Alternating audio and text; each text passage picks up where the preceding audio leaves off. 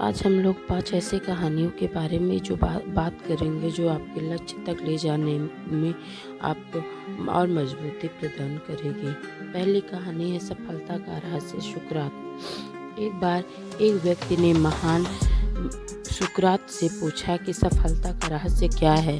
सुकरात ने उस इंसान को कहा कि वह कल सुबह नदी के पास मिले, वहीं पर उसे उसके प्रश्न का जवाब मिलेगा। जब दूसरे दिन सुबह वह व्यक्ति नदी के पास मिला तो सुकरात ने उसे नदी में उतरकर नदी की गहराई को मापने के लिए कहा। वह व्यक्ति नदी में उतर गया, आगे की तरफ जाने लगा। जैसे ही पानी उस व्यक्ति के नाक तक पहुंचा, पीछे से सुकरात ने आकर अचानक से उसके मुंह को पानी में डुबो दिया। वह व्यक्ति बाहर निकलने के लिए झटपटाने लगा, कोशिश करने लगा, लेकिन सुकरात थोड़ी ज़्यादा स्ट्रॉन्ग थे। सुकरात ने उसे काफ़ी देर तक पानी में डुबो कर रखा। कुछ समय बाद सुकरात ने उसे छोड़ दिया और उस व्यक्ति ने जल्दी से अपना मुंह पानी से बाहर निकालकर जल्दी से जल्दी सांस ली। सुकरात ने उस व्यक्ति से पूछा, जब तुम पानी में थे तो तुम क्या चाहते थे? व्यक्ति ने कहा, जल्दी से बाहर निकलकर सांस लेना चाहता था। सुकरात ने कहा, यही तुम्हारे प्रश्न का उत्तर है। यह जब तुम सफलता को उतनी ही तीव्र इच्छा से चाहोगे जितनी तीव्र इच्छा से तुम सांस लेना चाहते हो, तो तुम्हें सफलता निश्चित रूप से मिलेगी। दूसरा है अभ्यास का महत्व।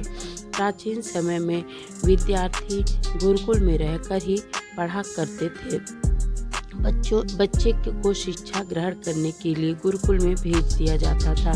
बच्चे गुरुकुल में गुरु के सानिध्य में आश्रम की देखभाल किया करते थे और अध्ययन भी किया करते थे। वरदराज को भी सभी की तरह गुरुकुल में भेज दिया गया। वहाँ आश्रम में सभी साथियों के साथ घुलने मिलने लगा, लेकिन वह पढ़ने में बहुत ही कमज़ोर था। गुरुजी की कोई भी बात उसके बहुत कम समझ में आती थी। इस कारण सभी के बीच वह उत्साह का कारण बना रहता था। उसके सारे साथी अलग अलग कक्षा में चले गए, लेकिन वो आगे नहीं बढ़ पाया। गुरुजी ने भी आखिर हार मानकर उसे बोला, बेटा वरदराज, मैं सारे प्रयास करके देख लिए हैं।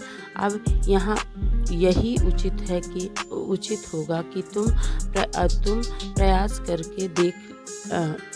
होगा कि तुम यहाँ अपना समय बर्बाद मत करो, तो अपने घर चले जाओ और घर वालों की काम में मदद करो। वरदराज ने सोचा कि शायद विद्या मेरी किस्मत में नहीं है और इस भारी मन से गुरुकुल से घर के लिए निकल गया। दोपहर का समय था। रास्ते में उसे प्यास लगने लगी। इधर उधर देखने पर उसने पाया कि थोड़ी दूर पर ही कुछ महिलाएं कुएं में पानी भर रही थी। वह कुएं के पास गया। वहां पत्थरों पर रस्सी के आने जाने के निशान बने हुए थे। तो उसने महिलाओं से पूछा, यह निशान आपने कैसे बनाए? तो एक महिला ने जवाब दिया, बेटा, यह निशान हमने नहीं बनाए हैं। यह तो पानी खींचते समय एक कोमल रस्सी के बार बार आने जाने से ठोस पत्थर पर भी ऐसे निशान बन गए हैं। वरदराज सोच में पड़ गया। उसने विचार किया कि जब एक कोमल से रस्सी के बार बार आने जाने से एक ठोस पत्थर पर गहरे निशान बन गए, तो निरंतर अभ्यास से मैं विद्या ग्रहण क्यों नहीं कर सकता? वरदराज ढेर सारे उत्साह के साथ वापस गुरुकुल आया और अथक कड़ी मेहनत की। गुरुजी ने भी खुश होकर भरपूर सहयोग किया। कुछ ही सालों बाद यही मंदबुद्धि बालक वरदराज आगे चलकर संस्कृत व्याकरण का महान विद्वान बना, जिसने बहुत सारी रचनाएं की। शिक्षा। दोस्तों, अभ्यास की शक्ति का तो का तो कहना ही क्या है, यह आपके हर सपने को पूरा करेगी। अभ्यास बहुत ही ज़रूरी है, चाहे वो खेल में या पढ़ाई में हो या किसी और चीज़ में हो। बिना अभ्यास सफलता नहीं मिलती है। अगर आप भी बिना अभ्यास के किस्मत के भरोसे बैठे रहोगे तो आखिर में आपके पछतावे के सिवा और कुछ हाथ नहीं लगेगा। इसलिए अभ्यास के लिए धैर्य, परिश्रम और लगातार मेहनत करते रहना चाहिए और मंजिल को पाने के लिए एकजुट हो जाए। तीसरा कहानी है अभिनव बिंद्रा। जिद और जुनून ने दिलाया उनको गोल्ड मेडल। ओलंपिक में भारत को गोल्ड मेडल मिलने से हर भारतवासी खुशी से झूम उठा। वृंदा की जिद और जुनून ने उन्हें इस मुकाम पर पहुंचाया। बैंकॉक में हुए वर्ल्ड शूटिंग चैंपियन में वृंदा की टीममेट रही। इंटरनेशनल शूटर श्वेता चौधरी ने कहा कि वृंदा ने जो कहा वह कर दिखाया। श्वेता मामूली अंतर से ओलंपिक टीम में जगह बनाने में नाकाम रही। श्वेता ने बताया कि वृंदा ओलंपिक गोल्ड के लिए पिछले 4 साल से अनवरत मेहनत कर रहे थे। वृंदा ने जो कहा वह कर दिखाया। ऐसे बदली दुनिया। श्वेता बताती हैं कि एथेंस ओलंपिक के बाद अभिनव के व्यवहार में चेंज आया। एथेंस ओलंपिक में पदक हासिल न करने के बाद ही उन्होंने निश्चय कर लिया था कि वह अगले मौके नहीं गंवाएंगे। एक स्मरण सुनाते हुए श्वेता ने कहा कि बैंकॉक में वर्ल्ड चैंपियन के दौरान जब भारतीय टीम ने अन्य शूटर काम को शहर घुमाने गए थे, वृंदा जिम में एक्सरसाइज कर रहे थे। शायद अभिनव को एथेंस ओलंपिक में पदक नहीं जीतने का सदमा ऐसे लगा था कि उनके व्यवहार में काफ़ी परिवर्तन आ गया था। उनके बाद से वह रिजर्व रहने लगे। इसके पहले वह साथियों के बीच आकर हंसी मजाक करते थे। इसके बाद वह लगातार विदेश में जाकर प्रैक्टिस करते रहते थे। श्वेता ने बताया कि वृंदा ने स्वयं ही पहले अपने लिए प्राइवेट कोच व फिजियो नियुक्त किया था। इसके बावजूद छोटी प्रतियोगिताओं में उन्हें मेडल न जीतने पर कई बार उनकी आलोचना हुई थी, परंतु उनको जानने वाले जानते थे कि अभिनव में वह क्षमता है जो वक्त आने पर बड़ी प्रतियोगिता में अवश्य दिखेगी। उनका टारगेट ओलंपिक ही था। चौथी कहानी है भारत रत्न प्राप्त किए डॉक्टर APJ अब्दुल कलाम के। APJ अब्दुल कलाम का जन्म 15 अक्टूबर 1931 को तमिलनाडु के एक गांव धनुषकोडी में हुआ था। इनके पिता मछुआरों को किराए पर नाव देते थे।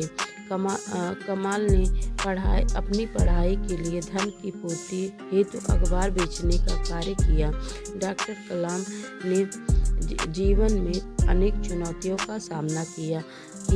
उनका जीवन सदा संघर्षशील रहने वाले एक व्यक्ति की कहानी है, जिसमें कभी हार नहीं मानी तथा देश हित के लिए सर्वत्र न्यौछावर करते हुए सदा उत्कृष्टता के साथ पद पर चलते रहे। 71 वर्ष की आयु में भी वे अथक परिश्रम करते रहे। भारत को सुपर पावर बनाने की ओर प्रयासरत रहे। भारत रत्न डॉक्टर APJ अब्दुल कलाम ने 11वें राष्ट्रपति बने। वे भारत रत्न से सम्मानित होने वाले तीसरे राष्ट्रपति थे। भारत के मिसाइल कार्यक्रम के जनक डॉक्टर कलाम देश को अग्नि एवं पृथ्वी जैसी मिसाइलें देकर चीन एवं पाकिस्तान को इनकी रेंज में लाकर दुनिया को चौंका दिया। एक बार एयरफोर्स के पायलट ने साक्षात्कार में 9वें नंबर पर आने के कारण उन्हें निराश होना पड़ा था। वे ऋषिकेश बाबा शिवानंद के पास चले गए एवं अपनी व्यथा उन्हें सुनाई। बाबा ने कहा, बाबा शिवानंद का कहने का अर्थ था कि सफलता से निराश होने की आवश्यकता नहीं है। यह असफलता आपकी दूसरी सफलताओं के द्वार खोलती है। तुम्हें जीवन में वहां पहुंचना है, इसका पता नहीं है। आप कर्म करो, ईश्वर पर विश्वास करो। डॉक्टर कलाम का जीवन हर उस नवयुवक के लिए आदर्श प्रेरणा स्रोत है जो अपने जीवन में एक असफलता मिलने पर ही निराश हो जाते हैं। डॉक्टर कलाम ने अपने सारे जीवन में निस्वार्थ सेवा कार्य किए। उनका राष्ट्र प्रेम और उनका देशभक्त का जज्बा हर भारतीय के लिए सबसे बड़ा प्रेरणा का पुंज है और हमेशा रहेगा। पांचवी कहानी है महान गणितज्ञ रामानुज धनुष के बारे में। रामानुज का जन्म एक गरीब परिवार में 12 दिसंबर 1887 को तमिलनाडु के ईरोड कस्बे में हुआ था। उनके पिता एक साड़ी की दुकान पर कलर का काम करते थे। रामानुज के जीवन पर उनकी माँ का बहुत प्रभाव है। जब वे 11 वर्ष के थे तो उन्होंने एस.एल. लोनी द्वारा लिखी गणित की किताब की पूरी मास्टरी कर ली थी। गणित का ज्ञान तो जैसे उन्हें ईश्वर के यहाँ से ही मिला था। 14 वर्ष की उम्र में उन्हें मैट्रिक सर्टिफिकेट एवं कई अवार्ड मिले। वर्ष 1904 में जब उन्होंने टाउन हाई स्कूल में स्नातक पास किया तो उन्हें के रंगनाथ राव पुरस्कार प्राध्यापक कृष्ण स्वामी अय्यर द्वारा प्रदान किया गया। वर्ष 1909 में उनकी शादी हुई। उसके बाद वह 1910 में उनका एक ऑपरेशन हुआ। घर वालों के पास उनके ऑपरेशन हेतु पर्याप्त राशि नहीं थी। एक डॉक्टर ने उनका मुफ्त में ऑपरेशन किया। इस ऑपरेशन के बाद नागार्जुन नौकरी की तलाश में जुट गए। वह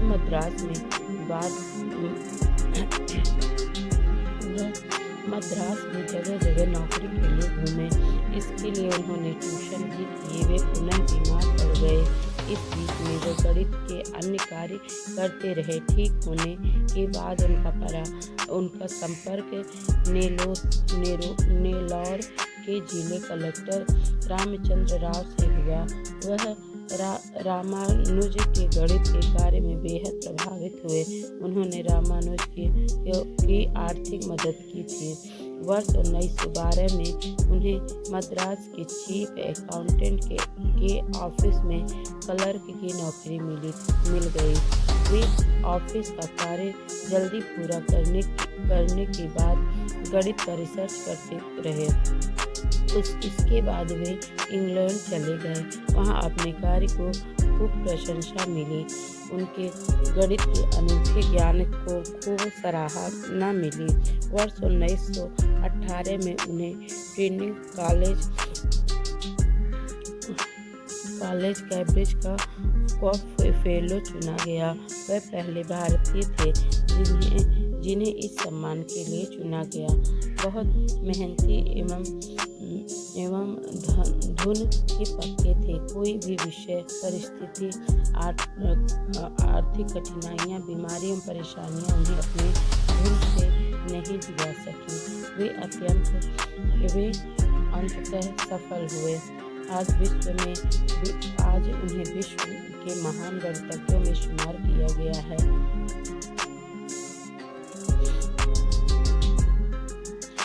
इस बार अगर आप मजबूत बनना चाहते हैं तो सबसे पहले अपनी कमजोरियां दूर करें। एक बार कमज़ोरियाँ दूर हो जाएंगी तो फिर आप कुछ भी कर सकते हैं। धन्यवाद।